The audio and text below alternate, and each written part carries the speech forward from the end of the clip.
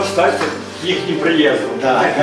К их приезду надо встать. Поздравляем вас с днем рождения. Спасибо, спасибо. Иван Игоревич. Поздравляем вам.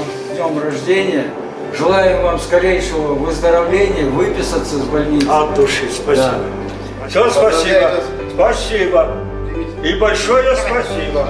Вот, и там нас обучали, и я там обучался на Максим пулеметчик.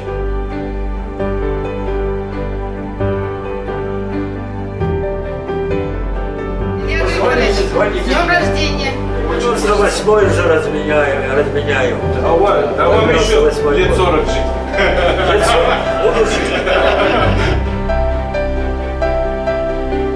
Поздравить с днем рождения, да еще и в больницу. Даже в Ну, больнице. это просто я не знаю. Я только добра желаю. Только добра желаю и здоровья желаю.